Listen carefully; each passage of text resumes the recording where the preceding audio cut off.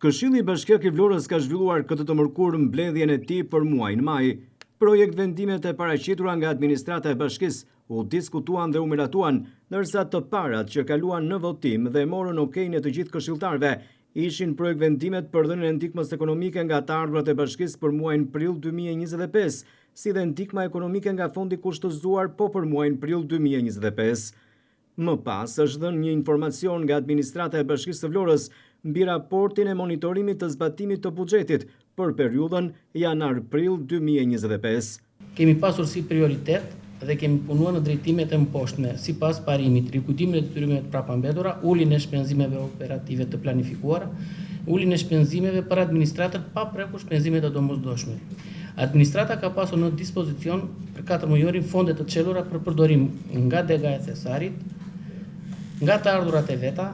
Plani ka qenë në 1000 lek, 238.810 dhe janë përdorur 149.951, ose një realizim 62.7%. Nga granti pa kushtëzuar, plani ka qenë 553.151 në 1000 lek dhe janë përdorur 304.665, ose 55%.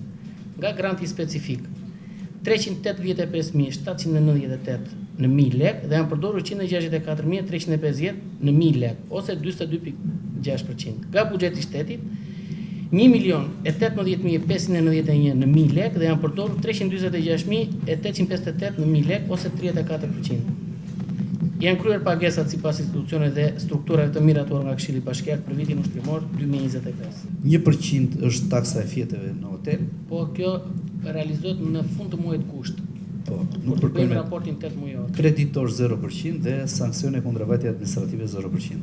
Për taksën e tokës bujqësore, në komision u tërhoq vëmendje në fakt edhe për kryetarët e njësive administrative që duhet të kenë në vëmendje vjeljen e kësaj takse, do të thënë çfarë pune dhe çfarë programesh aplikojnë ata për ta vjelur taksën e tokës bujqësore.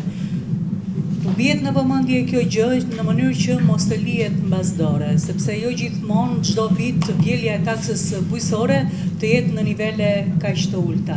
Edhe për sa i përket taksës së hoteleve, akoma nuk ka filluar aplikimi i vjeljes së tarifave për hotelet, sepse dim që kanë karakter aktiviteti sezonal. Ndërsa për problematikat e tjera janë gjitha analizat që kanë bërë drejtorit përkatëse të bashkisë për ecurinë e aktivitetit të tyre në 4 mujorin e parë të 2025-s. Sot jepet ky raport jep llogari administrata e bashkisë se çfarë ka bërë 4 muaj, pra sa ka planifikuar, sa ka mbledhur dhe sa ka realizuar. Normalisht kur bëhet një raport i tillë, dalin dhe problematika të cilat qëndrojnë, dhe nuk po them që nuk qëndrojnë. Thjesht doja më të strukturuar diskutimin. Nëse ka ndonjë problem që e shikojmë që nuk po funksionon me mbledhjen e të ardhurave, pasi kjo pastaj përkthehet edhe në mungesë investimesh, apo nëse ka një problem caktuar me investime. Një problematik është kjo e mbledhjes së taksës tokës bujqësore, që nuk është se drejtori tha 4 mujor që nuk e kemi mbledhur, që është 0, dhe vitin e kaluar ka qenë shumë keq, është lënë detyra edhe herë të tjera dhe nuk është zbatuar. Nuk e di, na do marrim një përgjigje që është një taks, qoftë për tokat me qira, qoftë për tokat bujqësore që nuk mblidhet asnjë lek.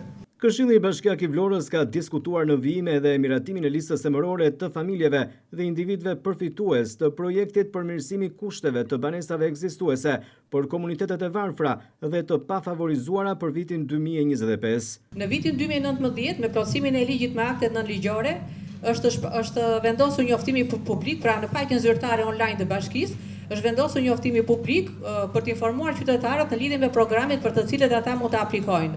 Kështu që gjithmonë qëndron i shpallur në faqen zyrtare të bashkisë njoftimi. Njëkohësisht kemi vendosur dhe afishe në rajonet dhe njësitë administrative për programet për të cilat ata mund të jenë të interesuar dhe të aplikojnë. Ndërkohë, me ndryshimet në ligj, kemi përditësuar njoftimin në faqen e bashkisë dhe në muajin mars kemi vënë një njoftim të ri.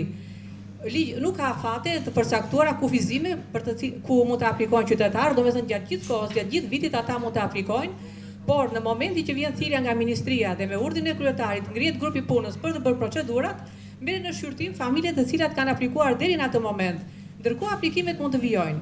Këshilli Bashkiak i Vlorës miratoi edhe deklaratën për bashkëfinancim drejtuar Ministrisë së Ekonomisë, Kulturës dhe Inovacionit për programin e përmirësimit të kushteve të banimit për komunitetet e varfra dhe të pafavorizuara.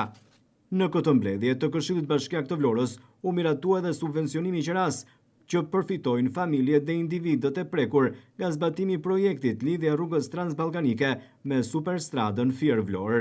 Këshilli Bashkiak miratoi në këtë mbledhje edhe projekt vendimin për familjet dhe individët që përfitojnë subvencion në qeras në treg të lirë dhe vlerat e subvencionit të qeras në çdo rast. Po ashtu, u miratua edhe privatizimi dhe vlera e privatizimit të banesave shtetërore të paprivatizuara.